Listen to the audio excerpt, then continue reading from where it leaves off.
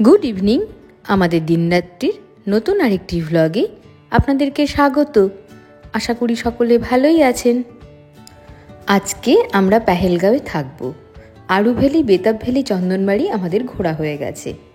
খুব যে বেশি ভালো লেগেছে তেমন নয়, বরফ পাইনি বলেই হয়তো আমরা কিছুটা হতাশ। যাই হোক, আমাদের লাঞ্চ হয়নি, এখন খাওয়া দাওয়া করে আমরা হোটেলে ফিরব। ডানাস ক্লাব জানা হ্যাঁ স্যার? ডানাস ক্লাব নেই জানা হ্যাঁ। পেহেলগাঁওয়ের যে বাজারটি রয়েছে সেখানেই পাঞ্জাবি রসোই বলে একটি রেস্টুরেন্ট রয়েছে, ওখানেই আমরা যাব খেতে। আর যে কথা নিয়ে আমি আর উত্তম হাসাহাসি করছিলাম, আসলে আমাদের ড্রাইভার দাদা আমাদেরকে নাইট ক্লাবের কথা বলছিলেন। তিনি ডান্সকে ডানাস বলছিলেন। এখানকার লোকাল যে ভাষা রয়েছে বেশ সুন্দর, খুব মিষ্টি। কিছু কিছু শব্দ এরকম ওই আমাদের বাংলাতে স্বরভক্তি বা মধ্য স্বরাগাম আছে না, সেই রকমই কিছুটা। ড্রাইভার দাদা সত্যিই ভীষণ মজার মানুষ, ওনার কথা শুনতে আমাদের প্রত্যেকের ভীষণ ভালো লাগে। যাই হোক, আমরা চলে এসেছি রেস্টুরেন্টের ভেতরে। চলুন ওই পেছনের যে লম্বা টেবিলটা ওখানেই বসি। একজন আর্মি আমাদেরকে সাজেস্ট করেছেন। আসলে কি বলুন তো, আমরা যখন গাড়ি থেকে নামলাম তখন দুপুরবেলা খাওয়া দাওয়া করার জন্য আমরা একটা নিরামিষ রেস্টুরেন্ট খোঁজ করছিলাম। তো এখানে যেহেতু চেকিং ভীষণ কড়া, প্রচুর আর্মি রয়েছে, তো একজনকে জিজ্ঞাসা করাতে তিনি আমাদেরকে এই রেস্টুরেন্টটা সাজেস্ট করে দেন। তিনি কিন্তু বাঙালি, ত্রিপুরার ভদ্রলোক। আর আপনাদেরকে মেনু কার্ডটা আমি দেখালাম। আর এখানে একটা জিনিস লক্ষ্য করেছেন কিনা জানি না, 360 টাকা দাম মাক্কিকা রুটি এবং সর্ষের শাক। ওই যে আমরা যেদিন দুধপাত্রি থেকে ঘুরে ফিরছিলাম সেই দিন খেয়েছিলাম, মানে ভুট্টার আটার রুটি আর হচ্ছে সর্ষের শাক।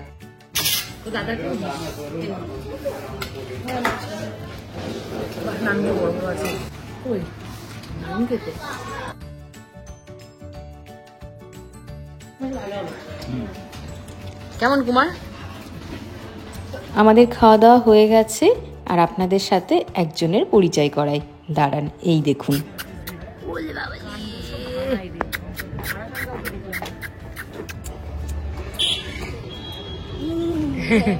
বাবা আর কাছে না, আর কাছে না। ওলে বাবা, ওইটুকু ওইটুকুই থাক। আলু বাবা লেন। আজা আজা আজা। এই যে ভদ্রলোককে দেখছেন, ইনি একজন আখরোট বিক্রেতা। ব্যাগের মধ্যে প্রত্যেকটা প্যাকেটে প্যাকেটে 1 কেজি করে আখরোট ওনার আছে, আর একটি ডিজিটাল ওনার কাছে মাপক যন্ত্রও রয়েছে। তো উত্তম আর মনোজিৎ ভদ্রলোকের সাথে কথা বলছিলেন এবং দরদাম করে ওরা 1 কেজি করে আখরোট আবার এই ভদ্রলোকের কাছ থেকে কিনেছে। এখন আমরা এখান থেকে যাব সোজা হোটেল। আমাদের হোটেল খুব বেশি দূরে নয়, এখান থেকে 5-6 কিলোমিটার মতন দূরে। আর এই দেখুন, এরাও বাড়ি ফিরছে সারাদিনের কাজকর্ম সেরে। প্রত্যেক ঘোড়া চালকের কাছে কিন্তু একটি মাত্র ঘোড়া নয়, একাধিক ঘোড়া রয়েছে, 2টি 3টি, কারো 4টি 5টাও রয়েছে। ঘোড়াগুলোর কীরকম চেহারা দেখেছেন? খুব কম ঘোড়া রয়েছে যাদের স্বাস্থ্য ভালো। কথা বলে জানতে পারলাম যে এই ঘোড়াদের নাকি ঠিকঠাক পেট ভরে সবসময় খাওয়া জোটে না কপালে। যেদিন ভালো কাজ হয় সেদিন ভালো খাবার পায়, আর যেদিন হয় না সেদিন আতপেটাই থাকে। কীরকম কষ্ট বলুন তো। আর এই পাহাড়ে ভেড়ার পাল লক্ষ্য করলেন যাওয়ার পথে। আর এখন দেখুন সূর্যটা ডুবছে ওই পাহাড়ের কোলবে, আর সামনে নদী। এই নদীটার এই জায়গাটা না অনেকটা ঋষি খোলার মতন আমাদের নর্থ বেঙ্গলের। এত ভালো লাগছে দেখতে। এই নদীর পাড়টা দিয়েই না সব বড় বড় হোটেলগুলো রয়েছে। এই দেখুন হোটেলগুলো যেখানে রয়েছে পুরো কীরকম মার্কেটের মতন, তাই না? আমরা আমাদের হোটেলটা না ঠিক খুঁজে পাচ্ছি না। অনেকক্ষণ ধরে আমরা এই জায়গাটায় ঘোরাঘুরি করছি, কিন্তু এখনও পাচ্ছি না খুঁজে। যাই হোক, ওই দূরের পাহাড়টাকে দেখুন, পুরো সোনালি, মনে হচ্ছে সোনা দিয়ে বাঁধানো। সূর্য ডুবছে, তার আলোটা এসে পড়েছে। অপূর্ব এক নৈসর্গিক প্রাকৃতিক দৃশ্য।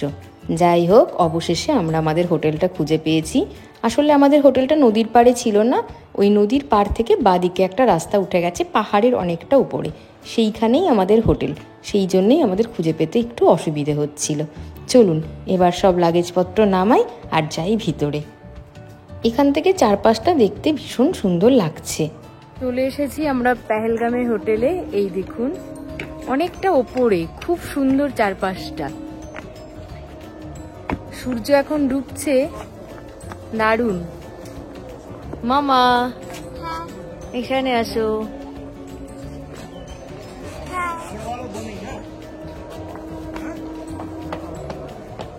ওই দেখুন নিচে ছোট ছোট বাড়িগুলো দেখা যাচ্ছে, অনেকটা উপরে। চলুন ভেতরে যাই।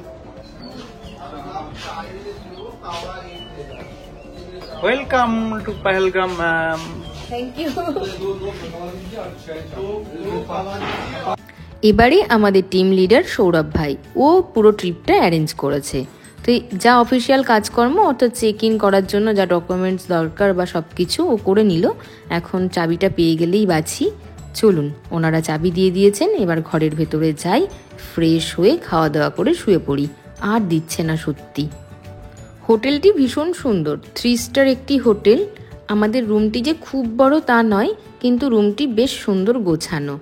একটা ডাবল বেড রয়েছে, একটা এসি রয়েছে, একটা সোফা দেখলাম, আর একটা দেখলাম টি কর্নার রয়েছে, কফি কিট টি কিট সব রয়েছে সেখানে, আর একটা ড্রেসিং টেবিল রয়েছে, আর রয়েছে একটি ছোট্ট বাথরুম। চলুন বাথরুমটা একবার খুলে দেখি কীরকম। বাথরুমের ভেতরটিও বেশ পরিষ্কার পরিচ্ছন্ন, খুব সুন্দর, আধুনিক একেবারে। একটি বেসিন রয়েছে আর যা থাকে বাথরুমে আর কি, গিজার আর টয়লেটের যে সমস্ত অ্যাক্সেসরিজ রয়েছে। আমার এটা খুব ভালো লাগলো যে আলাদা করে shampoo, hand wash, conditioner, face wash এগুলো সব ওনারা এরকম কন্টেনারে রেখে দিয়েছেন। এটা খুব সুন্দর লেগেছে। বেড হিটারের প্লাগ, আর এখানে একটা কন্ট্রোল আছে, এইটা দিয়ে এরকম করে হাই লো করা যেতে পারে। তো দুপাশ থেকে এটাকে করা যাবে, কিন্তু প্লাগিং পয়েন্ট এখানে একটাই। তো এখন খুলে রাখছি। ফ্রেশ হয়ে গেছি, এখন চলে এসেছি খেতে। ওদের এটা ডাইনিং এরিয়া, ডাইনিং এরিয়াটাও বেশ সুন্দর। খুব বড় হোটেল নয়, ছোট, কিন্তু ভীষণ সুন্দর গোছানো পরিপাটি। আজকে রাতের মেনুতে রয়েছে ভাত, রাজমার ডাল, পনিরের তরকারি, রুটি, স্যালাড, আর মিষ্টিতে ওনারা বানিয়েছেন আজকে সুজি, যেটাকে হালুয়া বলে, ড্রাই সুজি। রান্না বান্না ভীষণ সুন্দর।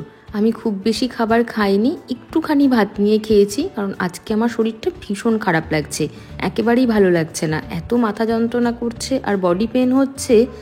যাই হোক, রাতটা কোনো রকমে কাটলে বাঁচি।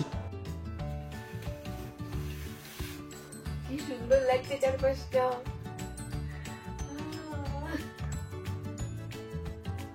দারুণ।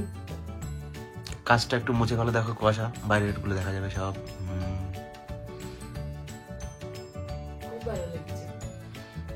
পেহেলগাঁওয়ের প্রথম সকাল।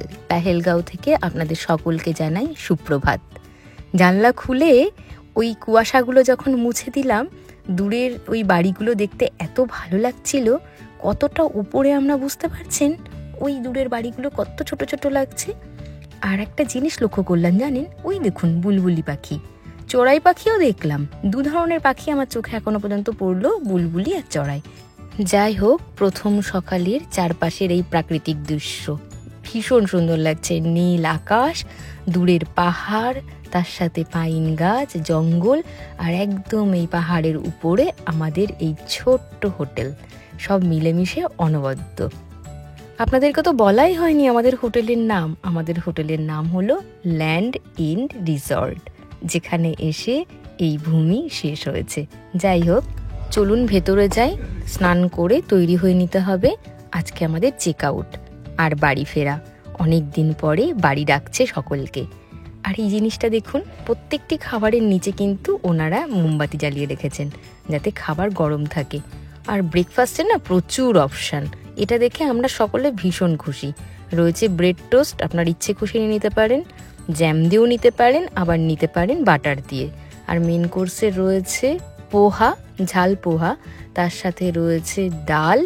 ডালটা পোহার সাথে নয় অ্যাকচুয়ালি, এটা হচ্ছে লুচির সাথে রয়েছে। আর তার সাথে ওনারা করেছেন ফিরনি, আর চা কফি আপনার যা পছন্দ আপনি নিতে পারেন। সবটাই উইদাউট সুগার, আপনার পছন্দ মতন চিনি আপনি মিশিয়ে নিতে পারেন। আমি সব রকম খাবারই অল্প অল্প করে নিয়েছি, উত্তমের সাথে শেয়ার করে নেব আর টেস্ট করব এখানকারের খাবার আসলে কীরকম। চলুন খেয়ে নিই। আর লুচিতে না এখানে একটা জিনিস আমি লক্ষ্য করেছি, ভালো করে না ওনারা তেল থেকে ছেঁকে তোলেন না লুচিগুলো। এত তেল তেলে হয়ে থাকে যে লুচিগুলো খেতে ইচ্ছে করে না। টিস্যু পেপার দিয়ে সেই ভালো করে তেলগুলোকে সোক করে নিয়ে তারপরে খেতে হয়। তবে কফিটা কিন্তু এখানে দুর্দান্ত, ফিরনিটাও ভীষণ ভালো ছিল, খাবার দাবারের টেস্ট ভীষণ ভালো। সবাই বেরিয়ে পড়েছে। এই যে মাম্মাম আর মাম্মামের মা আজ কিন্তু একই রকম ড্রেস পরেছে, খুব ভালো লাগছে ওদের দুজনকে দেখতে। আর এই যে ভদ্রলোককে দেখলেন, উনি এখানে শল বিক্রি করতে এসেছেন। এই হোটেলের সামনে ওনারা আসেন ফেরিওয়ালা আর কি। তো আমরা দেখলাম শলগুলো, আমরা নিইনি, আমাদের তো অলরেডি শপিং হয়ে গেছে তাই না, আর এত লাগেজ বেড়ে গেছে যে অন্য কিছু নেওয়ার আর কোনো জায়গা নেই। भैया बताओ उस प्लेस का नाम बताओ, क्या क्या बोला आपने? ग्रेस वैली और Morgan valley, Morgan valley, Morgan top. वो अलग कश्मीर है, हाँ जी, वो अलग कश्मीर, वो असली ब्यूटी है कश्मीर के। असली ब्यूटी उसी में दिखेगी आपको, असली कश्मीर वही। हाँ, मुझे ये पहलगाम भी बहुत अच्छा लगा। पहलगाम भी बहुत, हर जगह की अपनी अपनी ब्यूटी है, हर जगह अपना अपना। হোটেলের যিনি ম্যানেজার রয়েছেন তিনি অত্যন্ত ভালো মানুষ, তার সাথে বেশ গল্প হলো সকাল থেকে। তিনি বেশ কয়েকটি জায়গার নাম আমাদেরকে বলে দিলেন, পরের বার এলে ওই জায়গাগুলি ঘুরবো।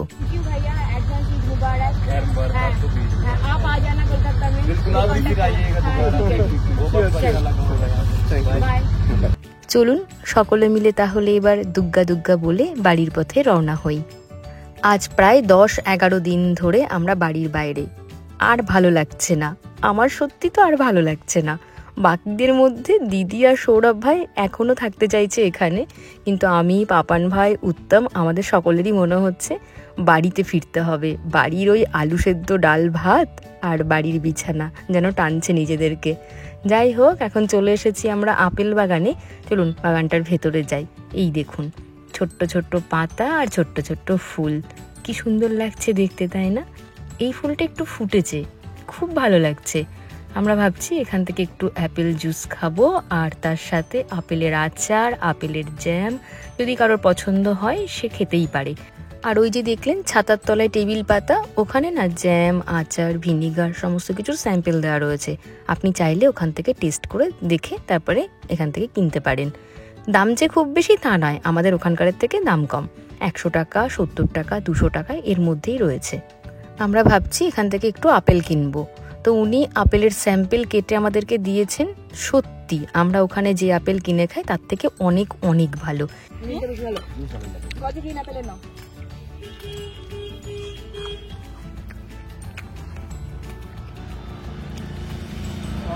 আমরা প্রত্যেকের জন্য এখানে জুস অর্ডার করেছি।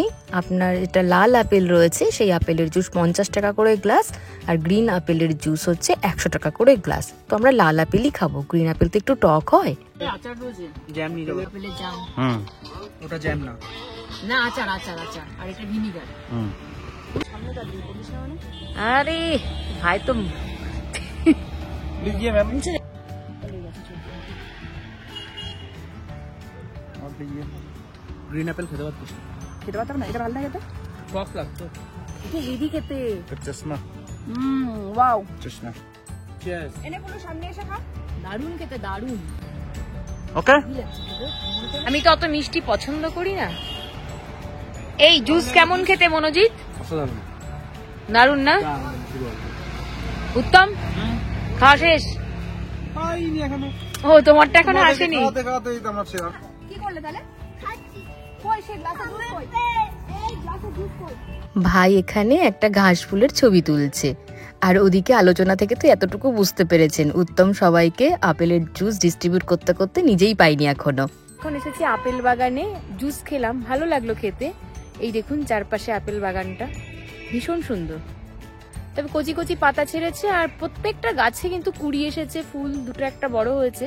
এখন তো হয় না আপেল, তো আপেল আমরা দেখতে পেলাম না, আর একসাথে তো সবকিছু সম্ভব নয়, বরফ দেখতে গেলে আপেল পাবো না, ব্যাপারটা এরকম আর কি। তবে ভালো লাগলো। এইখান থেকে উত্তম আপেল বেছেছে, কয়েকটা নিয়েছে। আমরা 2 কেজি মতন আপেল নেব।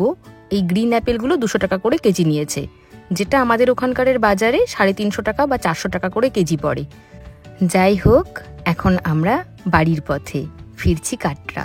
একগুচ্ছ স্মৃতি আমাদের সম্পদ সাথে রয়েছে, আর রয়েছে আপনাদের সাথে আমার এই ভ্লগ।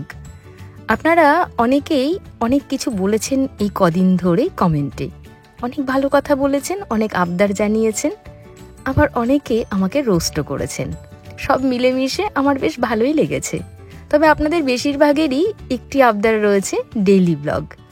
হ্যাঁ, হয়তো এই কাশ্মীর ব্লগ আপনাদের আর ভালো লাগছে না, কিন্তু কি করব বলুন, কাশ্মীরে কি হলো না হলো সেগুলো তো আমার স্মৃতি, আমার সম্পদ, আমাকে তো শেয়ার করতেই হবে। আপনাদের সাথে শেয়ার না করলে আমার যে ভালো লাগবে না। একটু সহ্য করে নিন, আর হয়তো একটি ব্লগ আসবে কাশ্মীর থেকে বাড়ি ফেরা নিয়ে। তারপরে আবার দৈনন্দিন জীবনে স্বাভাবিক ছন্দে ফিরবো আমরা আপনাদেরকে নিয়ে। শেষের কথাগুলি যদি কারোর খারাপ লেগে থাকে তাহলে করজোড়ে ক্ষমা চাইছি। আজ আসি।